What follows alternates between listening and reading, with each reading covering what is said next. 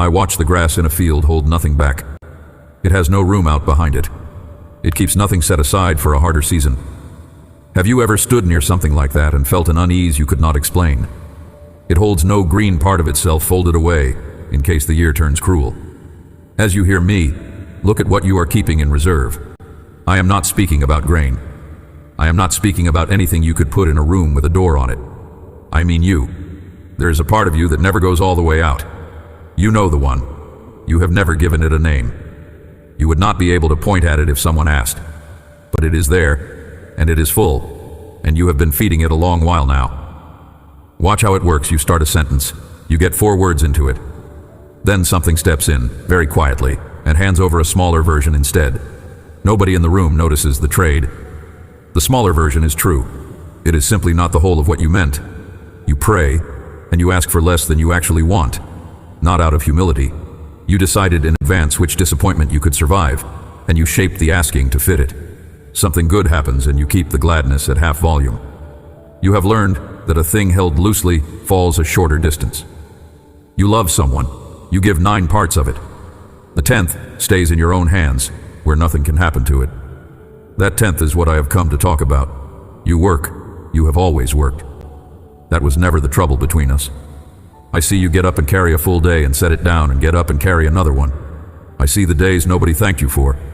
I see the times you had nothing left and went anyway. Look closer at the field with me. The wildflower out there is not idle. It is working the whole time. It is pulling water up through a stem thinner than a thread. It is turning its face through an entire arc of light. It is doing, all day, without pause, the only thing it was made to do. So what makes you different from it is not effort. What makes you different is the room out back. You have a second work. It runs underneath the first one, and it never clocks out. The first work is the living. The second work is the keeping of a portion back from the living, in case the living goes badly. And the second one is what is eating you. You are not tired from what you have done. You are tired from what you have withheld while doing it. Those are different tired. One of them sleeps. Think about how much of you is in that back room right now. Not wasted. Stored. There is honesty in there you were saving for a better moment. There is a version of a conversation you have been carrying so long it has gone stiff. There is hope in there you decided not to walk around with in daylight, because hope carried in the open can be seen, and a thing that can be seen can be taken. You did not do this because you are cold. You did it because you gave the whole of something once, and it did not come back. And you made a quiet decision afterward that you have not opened since. Let me slow down there because you move past it too fast. And it is the hinge everything else turns on. You gave everything once in a single motion. Not the careful version. Not the 9 parts. All of it, handed over at one time. Before you had learned there was any other way to hand something over. You do not remember deciding to do it that way. That is what makes it early. You were still someone who assumed a full thing, given, would be met with a full thing returned. That is simply how giving works. Before anyone teaches you otherwise, then it did not come back. I'm not going to name what it was, you already know. Naming it for you would only give you a chance to argue with the wrong detail, instead of the true one. It might have been trust, handed to someone who used it as a map to where you were softest. It might have been a want, said out loud. It landed on a person who was not able to carry it, and they set it down somewhere careless. It might have been a whole version of yourself, offered to a room. The room simply did not know what to do with it. Whatever it was, you watched it. It never returned. You watched long enough to stop expecting it. Here is the part you skipped past. Stand in it with me a while longer than is comfortable. There was a moment, small and unmarked, when you decided. You did not announce it. Nobody was in the room to witness it. It did not feel like a vow. Vows are loud. This was almost silent, more like a hand closing than a decision being spoken. You simply noticed it. Underneath the hurt, a second and smaller thought arrived right behind it. Not that again. 4 words. That is the whole of it. That is where that back room began. You sealed the door without a key in your hand. In a moment so quiet, you could not tell me the day if I asked you. Watch what that moment actually held. It was not cowardice. It was not weakness. I'm not going to let you call it either one. It was reasoning done by someone in pain. Pain reasons fast, and badly. It went like this. If giving the whole of a thing costs this much when it fails, giving less will cost less when it fails again. That is not foolish. A person who has been burned reaches for the nearest cover. Reaching for cover is not a flaw. It is what a body does. The trouble was never the reasoning. The trouble is that the reasoning was never revisited. You made it once. In a single afternoon, or a single conversation, or a single silence after a door closed. Then you filed it under wisdom. You never opened it again. Not the next year. Not the year after. You have been running your whole life since on a decision made by someone younger, someone still hurting, someone who did not have the room that day to consider any option besides never again.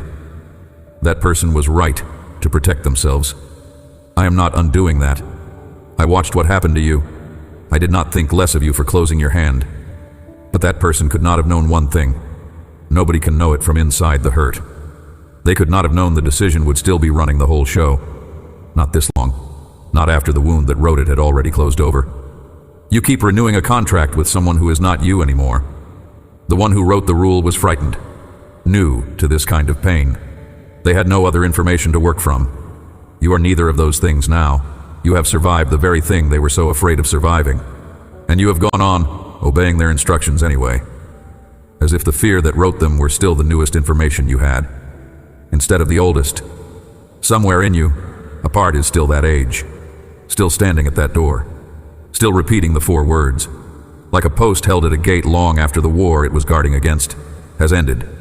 This is not about blaming them for the wall. I'm asking you to notice something. You are the one still holding it up. Never again all of it. Always a little kept. It felt like wisdom. It has behaved like a slow leak. Before these words are finished, I'm going to ask you to open that room and look at what is actually in there. Not to shame you. There is no shame in this, and there never was. I want you to see what happened to the things you put in it, because you have not looked in there for years, and you have never once asked, what happens to something while it waits? You have assumed it is all still sitting there exactly as you left it. And the field outside has no room like that at all, and nobody has ever stopped to ask how it manages. Let me ask you something plainly, the way it would be asked if we were sitting across from each other with nothing else to do. Why do you keep a portion back? Do not answer quickly. I already know how the quick answer sounds. I have heard you give it to yourself in the car, with the engine off. You would say you are being sensible. You would say somebody has to be. You would say, it is not fear. It is simply how you were built, and you have been this way since you were small, and it has done you no harm. Every word of that is true. None of it is the answer. So I would wait. I am patient in a way you have never learned to be.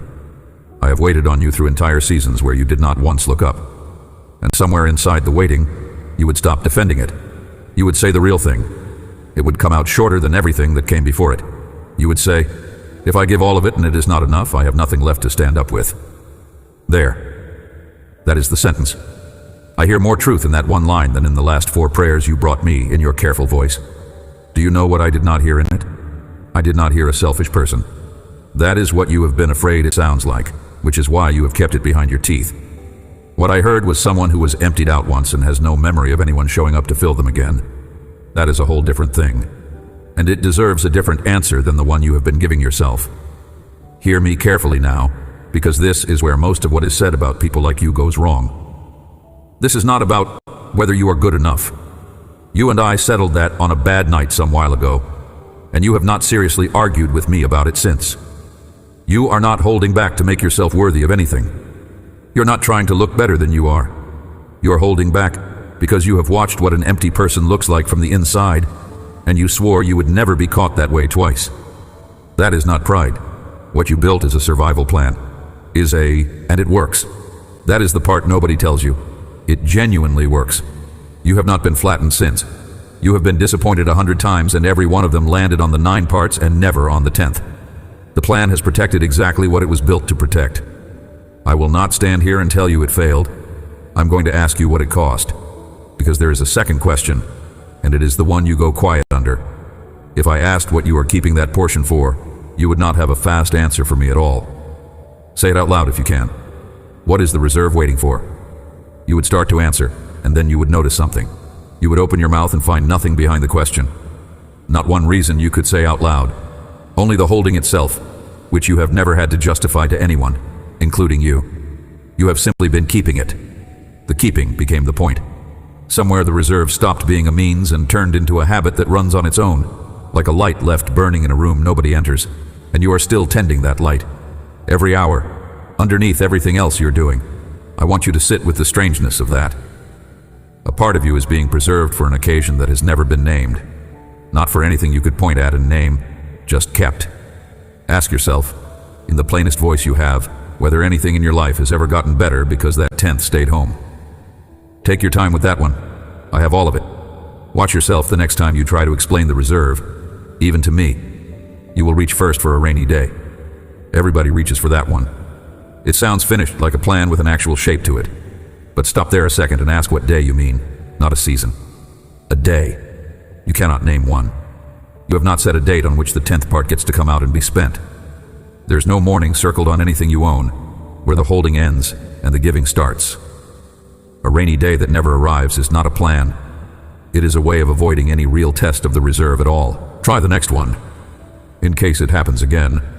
That one feels sturdier because something did happen once, and you are not making it up. But look closely at what you are actually claiming. You are saying the 10th part, kept back and untouched for years, would somehow stand between you and the next hard thing. Ask yourself plainly whether that has ever once been true.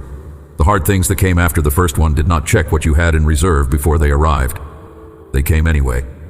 And when they came, the 10th part sat exactly where it always sits, unused, unspent, doing nothing for you at all. It did not soften one blow. It did not shorten one night. All it did was stay hidden while the actual hard thing happened to the 9 parts you were still living with. Here is the third one, and it is the one you keep closest, because it sounds the least selfish. In case love runs dry, you are saving a piece of your so that if the well goes empty, there is still something left to give. Stay with that, because it is the cruelest of the 3, and you have not looked straight at why. Notice what it assumes. It assumes love is a fixed amount, poured out of you like water from a jar, and the jar has a bottom. But you were never a jar. Nothing you have ever given away that was true has come back to you emptier. You have come back tired. You have come back disappointed.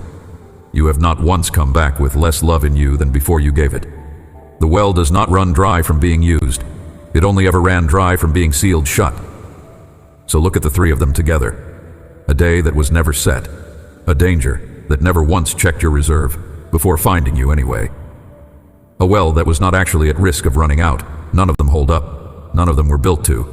You did not build the reserve from a plan. You built the plan afterward, quietly, to explain a habit you could not stop and did not want to look at too closely. Hear this part plainly, because it is the whole point of stopping here today. The reserve was never protecting you against a future. It has been running so long that it started inventing futures just to justify itself. Let me give the room a name, since you never have. It is a barn. You did not build it out of wood, and it does not stand anywhere a person could walk to, but it works the way barns work. Things go in. Things do not come out. The doors stay shut against a season that has not arrived. Come inside it with me and look at what is actually stacked there. Half of it is sentences. You are a person of half sentences, and you have gotten so fluent at it that the cut no longer feels like cutting. You write the whole message. Every word of it is honest. Then you go back through and take out the true part, the one that would have shown how much it mattered, and you send the polite remainder. The remainder gets a kind reply. The reply is for a message you did not send. There is a thank you in that barn you never gave properly. You made it casual on purpose. Casual costs nothing if it is not returned. There is a name you almost said out loud when you prayed, and you traded it at the last second for a general request that could not embarrass you if it went unanswered. There is an apology in there, fully written, delivered at half strength. There is a moment when someone asked how you were, and you had the real sentence loaded and ready in your mouth, and you let it go and said the word, "Everybody says." None of that was cowardice. Understand me. Every one of those was a small act of protection, done quickly by someone who has been hurt in exactly that place before. But look at the pile. Now look at what else is stored in there, underneath the sentences. Affection you decided not to show at full size, because showing it would tell the other person how much power they had. Honesty you set aside for a better moment. And the better moment has a way of never being scheduled. Wanting. A great deal of wanting. Kept low, kept quiet, kept at a volume where nobody could hear it and use it later. And hope. More hope than you would admit to owning. You put it in the dark on purpose because hope carried out in the open can be seen, and anything that can be seen can be taken away from you. Here is what I need you to notice about all of it. Nothing in that barn kept. Grain does not sit in the dark and stay grain. It goes soft. It draws things that live in the dark. You open the door 6 months later expecting the harvest you put in, and what is there has changed into something you would not choose to eat. Your reserve did the same, and you have not once opened the door to check. Affection stored does not stay affection. It turns slowly into a grudge with very good manners. Honesty stored does not stay honesty. It hardens into distance, and the distance grows a reason, and the reason sounds so sensible that you can say it out loud without wincing. Wanting stored does not stay wanting. It goes flat. That is why so many things you used to hunger for have stopped calling you at all, and you have been reading that flatness as maturity. And hope stored in the dark stops being hope. It becomes a plan for how you will handle it when the thing does not happen. You still have all of it, every last bit. Nothing was lost. It simply never lived. That is the quiet loss you have never named, and it is the whole reason I am talking to you. The part you save never gets to live, not spoiled by anyone else, not stolen, not taken by the enemy or the season or the person you still blame a little. Just kept and kept and kept until keeping was all that ever happened to it. The field outside your window has none of this. Not one wildflower is holding a spare petal for a colder week, and I have never yet seen one of them go hungry. There is an old line about this, and you have heard it so often that it has gone smooth in your hands. People hand it to worried people the way you hand a blanket to somebody shivering. Do not worry. Look at the birds. Slow down with me on it. Read it as if it were new, because you have never really read the middle of it. Matthew chapter 6, verse 26. Here it is, word for word, exactly as it was written down and kept.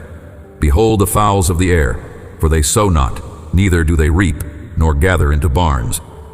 Yet your heavenly Father feedeth them. Are ye not much better than they? Now take it apart with me slowly, one piece at a time. They sow not. They do not reap. That is where nearly everyone stops, and stopping there produces a lie. It sounds like the bird does nothing. It sounds like the message is rest, be still, let go, and the shivering person nods and goes home no different. But you have watched a bird. Anyone who has ever stood at a window has watched one. That creature is not resting. It is up before the light. It works the whole arc of the day with an intensity that would exhaust you inside an hour. It gathers, it carries, it builds, it feeds, it goes back out, it does it again. Nobody who has honestly watched one would ever call it idle. So sowing and reaping cannot mean labor. Those are farm words. They are the shape of a certain kind of work, the kind that plants in one season in order to hold something in another. Which brings you to the third piece, and the third piece is the one meant for you. Nor gather into barns. There it is. That is what is different. Not the working, the storing.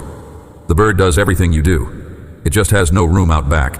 It takes the day it is given, uses the whole of it, and lies down at the end with nothing set aside, and it is not being reckless when it does that. It is simply not doing a second work that was never assigned to it. Hear the next piece before you argue with me. Yet your heavenly Father feedeth them. Feedeth, not fed, not will feed once at some appointed hour when the need gets serious enough to qualify. It is a word with no end on it, continuous. Happening while the bird is out working and happening while the bird is asleep, and happening in the season the bird has no idea is coming. That is the whole exchange being offered. The bird does not carry what has not arrived yet, because what has not arrived is already being carried. And then the question at the end, which I want you to take personally, because it was aimed at someone exactly like you. Are ye not much better than they? Nothing in that question is flattery. It is a comparison of what you are worth to me against what a wild bird is worth to me. And the point is not that you deserve more. The point is that you are living with less. You have given yourself a burden that a creature with a brain the size of a seed has never carried for a single hour of its life. So here is what has actually been happening in you, said as plainly as I can say it. You believed the reserve was what protected you. It is not. The reserve is the only part of you that never got to live. Everything you gave away is still working somewhere. It went out, it landed, it changed a room, it fed something, and most of it did that without ever reporting back to you. That is what given things do.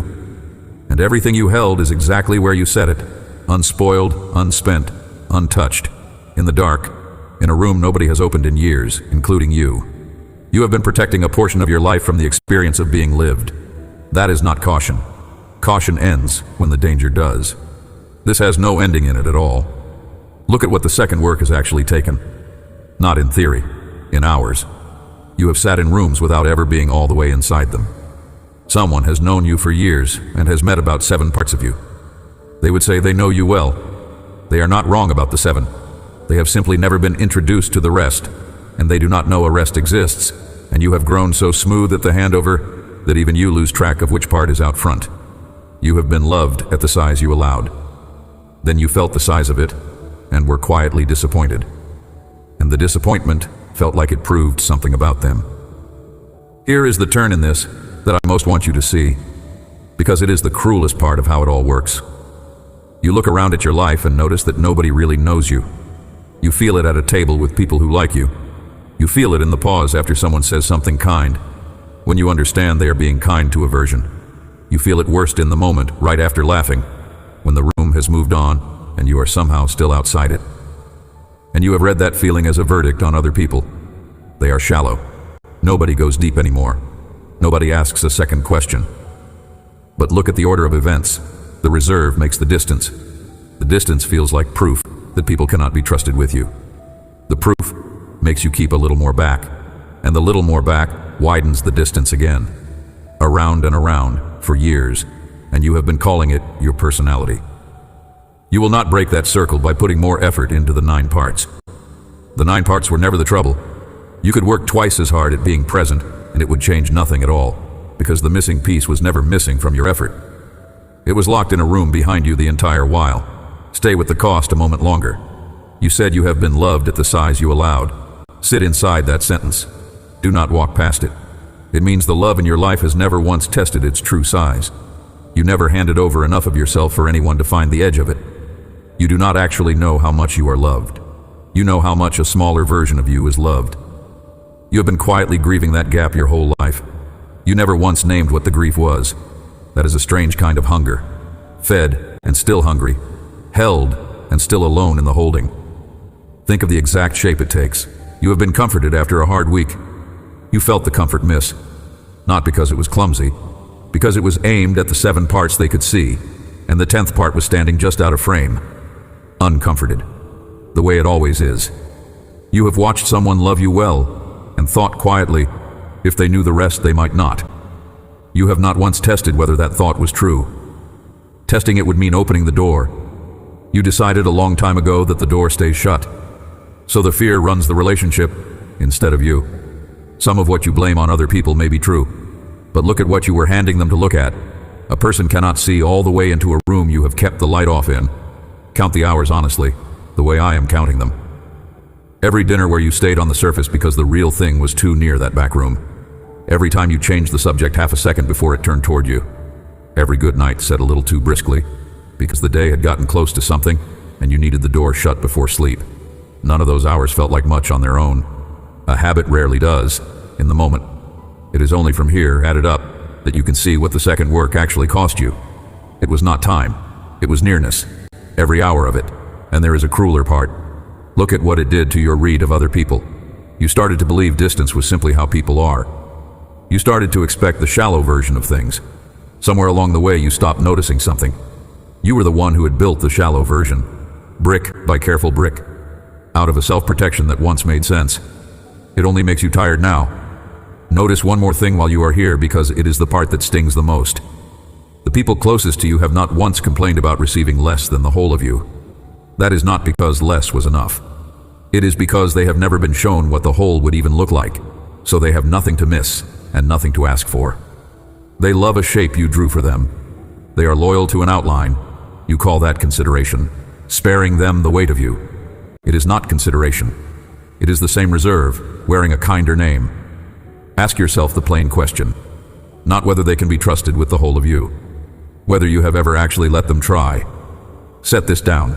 Take 3 breaths with me before we go further. Not deep ones. Nothing to perform. 3 ordinary breaths, one after another, and I will give each one something to carry. The first breath is for the sentence you cut in half. You know which sentence. It has been sitting in your chest so long you stopped noticing the weight of it. Breathe it in. Let it out slowly. You are not saying it yet. You are only admitting it exists. The second breath is for the 10th part, the piece of your loving you have kept in your own hands where nothing could happen to it. Breathe in, and on the way out, let your grip on it loosen half of 1 degree. Not open, just less tight. The third breath goes all the way down, slower than the other 2. This one is for the door of that room. Not opening it, only standing near it without walking away, which you have not done in years. Let the quiet run on past where you would normally speak. Now hear what I actually think of what you have been doing, because you have assumed for a good while now that I was disappointed in you. I am not. You have been faithful with the 9 parts. Genuinely faithful. You have shown up for people who could not have shown up for you. You have carried loads I never asked you to lift, and you did not put them down halfway. None of that was wasted, and none of it was ignored, and I have not been standing at a distance grading how much of yourself you were willing to hand over. I am not after the 10th because I need it. I am after the 10th because it is the only part of you that has not been alive. So I am going to ask you for something now. It arrives in 3 motions, and the first is far smaller than whatever you are bracing for. The first motion is only this: admit what you keep. Not to a room, not to anyone who could use it. To me and to yourself, which is the harder of the two, and do not begin with the biggest thing in there. You would fail at that, and then you would decide the failure was about your character, and we would be back where we started with one more piece of proof against you. Begin with the one that already came to mind. It came while I was describing the room. You know it did. It surfaced and you pushed it under twice, and both times you told yourself we were talking about something else. That one. Take that one. Now name it in ordinary words. This is where you will try to escape, and I want to catch you at the exact spot. You will reach for the smooth phrase. You will think something like, I have trouble being vulnerable. I keep people at arm's length. I am a private person. Those are true sentences, and they are made of insulation. Nobody has ever been changed by describing themselves in the language of a leaflet. That vocabulary exists, so a thing can be mentioned without being felt. Say the real one instead. The real one has one person in it, or one want, or one fear with a face on it. I have never told him that it mattered. I have wanted this for 4 years, and I have still not said the word out loud, not even alone.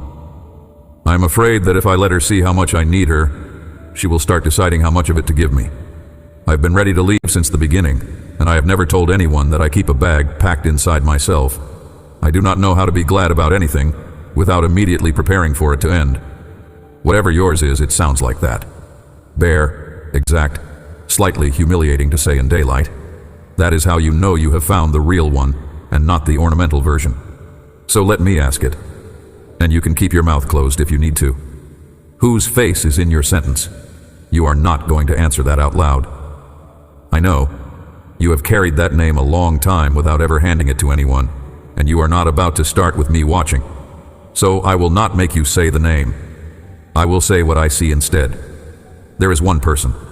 The sentence has been finished in your head 100 times, and has not once been finished out where they could hear it. You have said it walking.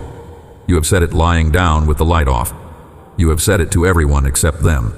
That is the one. Not the tidy one you would have picked if I had let you choose. Say it. Under your breath if that is all you have. Say it flat, the way you would read a line off a page, because it is not a sin, and I am not receiving it as one. I am receiving it as a person, finally telling me what is in the room. Now notice what your body does in the 4 seconds after. There will be a flinch. A tightening somewhere across the front of you, something in you scanning fast for what comes next, because you have said the unsaid thing and now it is loose in the air. Watch what actually happens next. Nothing. No one enters. Nothing is taken from you.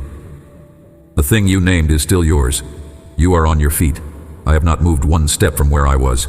That is the whole of the first motion, and it is worth more than it looks. You are not emptying the barn. You have opened the door the width of 1 hand, and said out loud what is stacked nearest the front. The reason this is first is simple. You cannot hand over what you have never admitted you were holding. A thing with no name cannot be given away. It can only be guarded. And you have been guarding this one so long that the guarding stopped feeling like an action. It feels like your temperament. It feels like the way you were made. It is not how you were made. It is a choice made once by someone younger than you and far more frightened, who has never been relieved of the post. You are allowed to relieve them, not everything, not all at once. Just this one thing named, out loud, and set down where I can see it. Here is the second motion, and it is where the room actually opens. Take the half sentence and say the whole of it, 1 time. To the person it belongs to, if that person is reachable. To me, if they are not. To me, if they are gone. To me, if the whole of it would land on someone who has no way to carry it. Once. That is the entire instruction. I am not asking you to become an open person. This is not a new way of living that you would have to keep up and eventually fail at. One sentence, said all the way to its end, one time. You already know which one it is. It has not changed since I named it. Now hear how you will try to take it back. Because you will. You will do it in the last half second. It will feel like courtesy. You will say the true thing. And then, before the air has closed behind it, you will attach something to the end. But it is fine either way. No pressure, obviously. I'm probably overthinking this. Do not worry about it. It is not a big deal. You have a whole drawer of them, worn smooth from years of reaching in the same half second every time. That clause is not politeness. It is the barn door swinging shut. It is your hand reaching out and pulling the sentence back inside before anyone can do anything with it. And it works. That is exactly why you keep doing it. Watch what it does to the other person. It hands them the true thing. Then it quietly informs them that no response is needed. It tells them they do not have to receive it. You have been ending your most honest sentences with an instruction to disregard them. That is the tell. You are not protecting them from the weight of it. You are protecting yourself from watching what they do with it. Sit with that difference, because you have told yourself the opposite story for years. You have called the softener kindness, a way of not burdening people with the full size of what you carry. It is a generous story, and it is not a true one. A person who was only being kind would still let the sentence stand and simply wait to see what came back. You do not wait. You reach in immediately and take the weight off the other person's hands before they have even lifted it, and you call the taking a gift. It was never a gift to them. It was relief for you. Here is the part underneath the reflex, and it goes back to where we started. Somewhere back at that door you sealed without a key, you learned that a whole thing handed over could come back wrong. Or not come back at all. The softener is the oldest trick you have for managing that risk. Say it. Then immediately make it small enough that its failure would not really count as a failure. If it is not received well, you can tell yourself, it was never really that important. You built yourself an exit before you ever needed one. The exit has a cost. You have been carrying it for years, without once looking at it. Every time you use it, the other person receives a sentence that is already halfway pulled back. They cannot fully catch what you are already retracting, so they answer the size you gave them, the smaller size. And you read their smaller answer as proof that the whole truth would not have landed either. Round and round. The softener manufactures the very proof it uses to defend itself, not proof of anything real. A story that keeps confirming itself, because it was not once tested at its full size. Think about what years of the softener have actually taught the people around you. They have learned without you ever saying it plainly that your honest sentences come with a warning label. Handle carefully, or not at all. Some of them have started softening their own words back at you, matching your rhythm, because that is what a person does when the one across from them keeps flinching at the size of things. You did not just protect yourself. You quietly trained the room. That can be untrained. Not with a speech about it. With one sentence, left standing, this once. Here is the part that will surprise you if you actually try it. The people closest to you are not waiting to punish you for finally saying a whole thing. Most of them have been waiting years for exactly that sentence, wondering why you kept handing them the smaller version when they could tell, every time, that there was more behind it. They were not fooled by the softener. They were only being polite about noticing it. So the second motion is one sentence with nothing attached to the end of it. Say it, then be quiet. Let the silence afterward be as long as it wants to be. Those are the most uncomfortable 4 seconds available to a person like you. They are also the exact place where a kept thing turns into a given one. Do not explain why you are saying it. Explaining is another shape of the same retreat. Do not stack 3 softer sentences on top of it to bring the temperature back down. Just the sentence, then the quiet. Now I'm going to be honest about what happens next. I would rather you hear it from me than discover it and decide I misled you. I am not promising you it will be received well. Some of what you say whole will land in someone who cannot hold it. They will look at you strangely. They will change the subject a half beat too fast. They will say something adequate and small, and you will walk away with your face hot. See, you will think, that is exactly why I keep it in the room. That may happen. It may happen the very first time. Here is what is true even then. For the length of time it took to say it, that part of you was out in the open and alive. It was not stored. It was not being held for an occasion that never comes. It existed. In the air. In a moment that actually happened. Nobody's poor catch reaches back and undoes that. You cannot control what is done with what you give. That piece was never assigned to you. What you decide is whether any of it leaves the room at all. And there is one more thing you have not considered. Consider it now. You have never tested this. Not once. Not properly. Not without the softener fastened to the end of it. Every conclusion you carry about what happens when a person gives the whole of something is built out of one old memory and a great many rehearsals. That is not proof. It is a story you told yourself in the dark and have believed ever since without checking. The third motion is the one nobody warns you about, and it is where almost everyone loses what they just gained. After you give it, do not go back and pick it up. That sounds obvious, it is not. You are extremely skilled at retrieval, and you do it in ways that do not look like retrieval at all. Here is how it happens. You say the whole sentence. Good. Then the hours after begin, and you replay the moment 11 times looking for the sign that it landed. You inspect their face from memory. You slow the recording down. You examine one syllable of their reply for proof of how much of it they actually took. Do not call that reflection. You are going back out into the field at night to see if the seed is still where you put it, or it goes another way. The next time you are with them, you are quieter, 2 degrees more careful. Nothing anybody could name. You are quietly restoring yourself to the level you sat at before, bringing the reserve back up. Nobody would ever call it that. Or you make a joke about it later. A small one. It lets you both agree that the honest moment was a little embarrassing, and just like that, the sentence is back in the room with the door shut behind it. Or, quietest of all, you decide privately that it did not count. You had a strange week. You were tired. It was not really you talking. That is the reserve rebuilding itself, and it will do that on its own, without instruction, the way water finds a level. So the third motion is stillness. You gave it. Now leave it where it landed. Before you move to the next line, stay exactly where you are. Stay still. Do not go anywhere with this yet. Notice the pull. It is there. Something in you is already reaching for the thing I just described, wanting to gather it back in, wanting to make it safe again by putting it away. Feel that reaching without following it. Just once. Let your hands stay where they are. That is all the practice you need. Everything else about this is theory.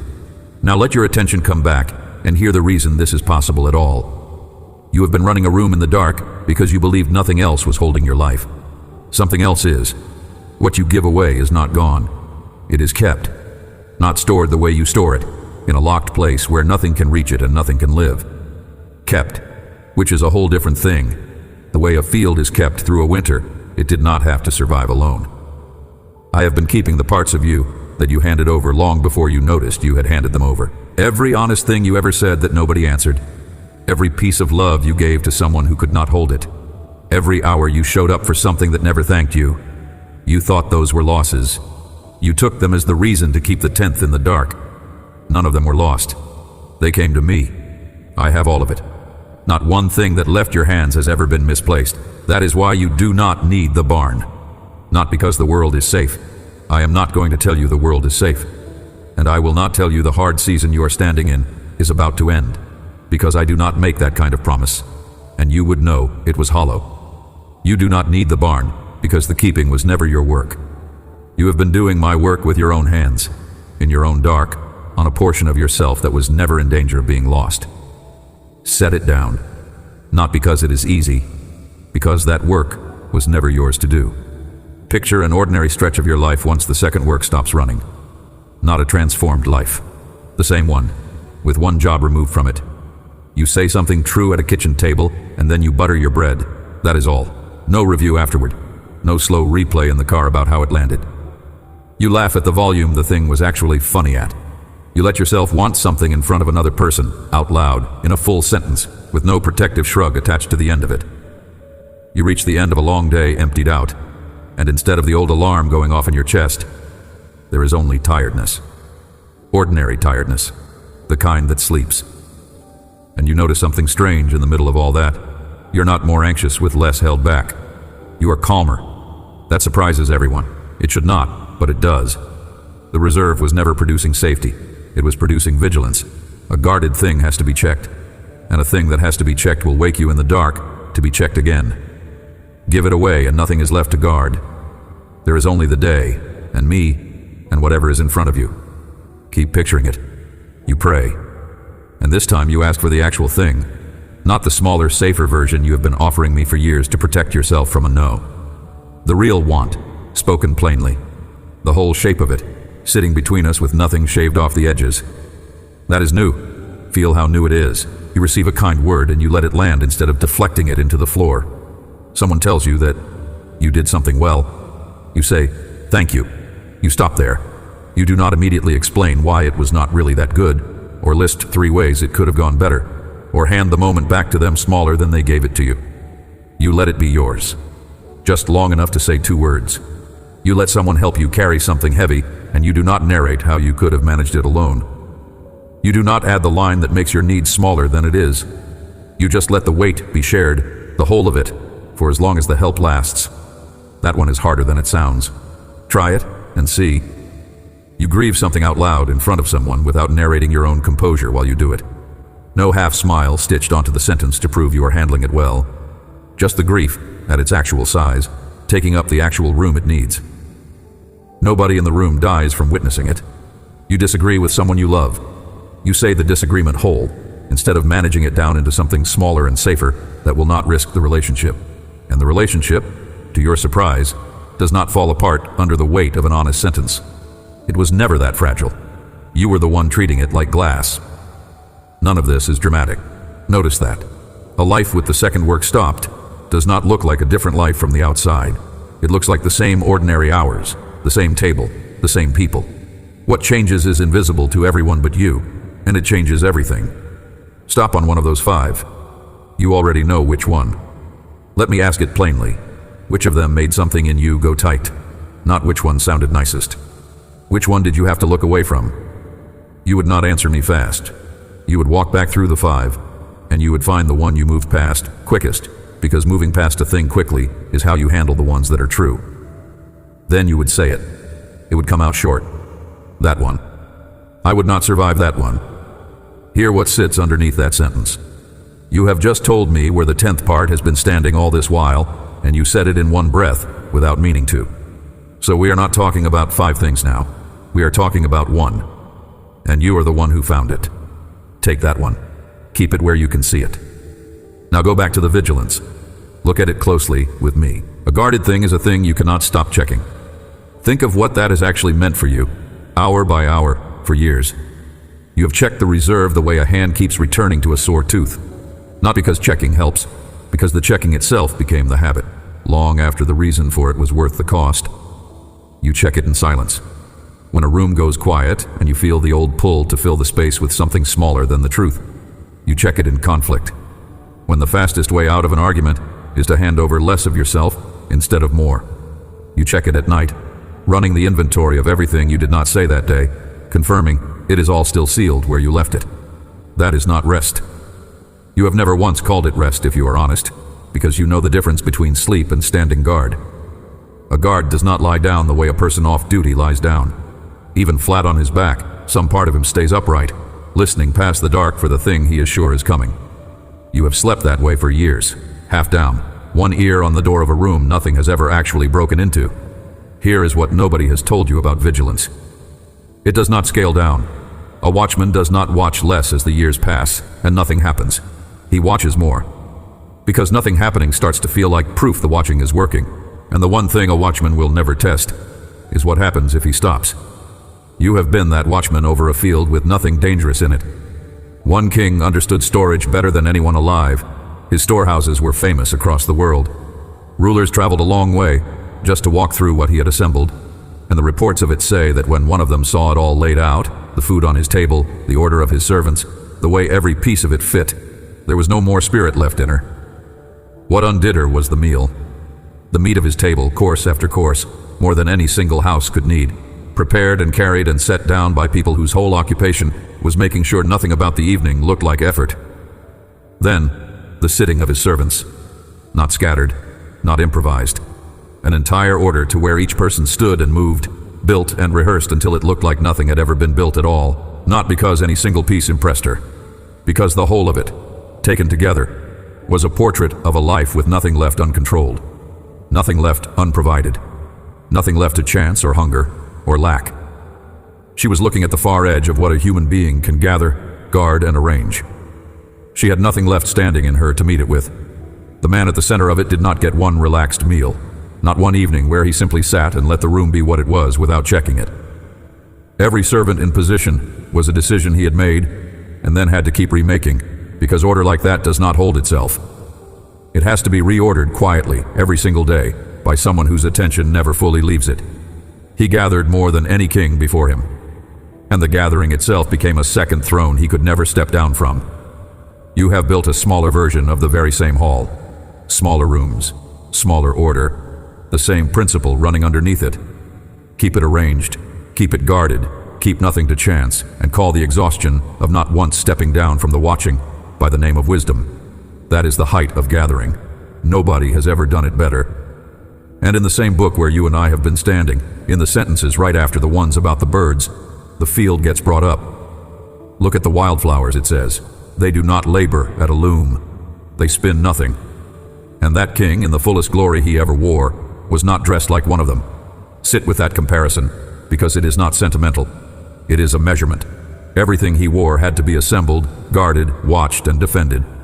Everything the flower wore was given, and asked nothing of it, and outshone him. He had more. The flower was better dressed. And no one ever wrote down what the keeping took out of him, though I watched it and I could tell you. You will not outstore that king. You were never going to. You have a small back room and a tenth part of your own heart in it, and you have been guarding it with the seriousness of a watchman on a wall. Put down the guarding and see what you are wearing. Now hear the honest part, so you can trust the rest of it. The hard thing you are standing in may not move. I have not said it would. Some of what is pressing on you will still be pressing on you after this message ends, and I will not insult you by pretending otherwise. What changes is that you will be standing in it whole. That is not a small trade. Go through a hard season, holding a tenth of yourself in reserve, and you go through it alone, even in a room full of people who love you. Go through the same season with all of you present, and it is still hard, and you are not alone in it. And something in you that has been asleep for years wakes up and stays awake. You have been rationing yourself against a famine that never came. And on the other side of that habit is not recklessness. It is not a person who gives everything away and ends up with nothing.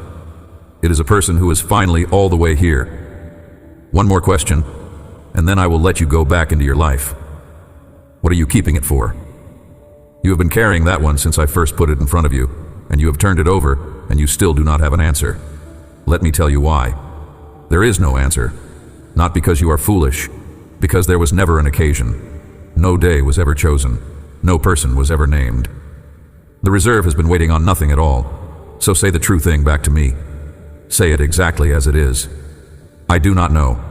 That is what you would say if you stopped arranging it first, and it is the most honest sentence you have handed me in a very long stretch of years. I will take it. Gladly. A better answer than the honest one is not needed here. I am not asking you to understand this before you do anything about it. Understanding was never what I asked from you first. I do not know is already a latch coming loose. Something that has been held shut for years has moved half an inch, and you did that by admitting you have no reason left for holding it. Here is everything I have asked of you, small enough to carry out of this without notes. Name one thing you have been keeping. Say it whole, one time, with nothing fastened to the end of it. Then leave it where it lands and do not go back in the dark to gather it home. That is all. Not a personality change. Not a life of reckless honesty you would have to sustain and eventually abandon. One thing. One sentence. One refusal to retrieve. You are already forming the other question. I can hear it. What happens if I do it and it goes badly? I will answer you, and the answer will not satisfy the part of you that wants a guarantee first. If it goes badly, you will be someone who gave a whole thing and watched it fall. That is a real grief. I will not talk you out of it, and I will not pretend I can arrange the world so it never happens to you. But you will not be the other thing. You will not be someone who guarded a room for a lifetime, and came to the end, and opened it at last, and found everything sitting exactly where it was set down. Untouched, unused, no good to anyone anymore, including you. And when you have done it, you will feel oddly bare for a while, and something in you will call that danger. It is not danger. It is the feeling of a portion of your life being in the world instead of in a locked room, and you have simply been out of practice at it since you were young. The field will still be out there.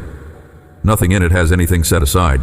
No wildflower out there is keeping a petal back against a colder week, and not one of them has spent a single second of its life thinking about the season after this one. And they are dressed better than every king who ever counted what he owned. They are fed, without stopping, in the middle of storms that nobody promised would pass. You are worth more to me than a field of them, and I have been feeding you all the while you believed you were surviving on the 10th part you kept in your own hands. Take it out of the dark. The part you save never gets to live.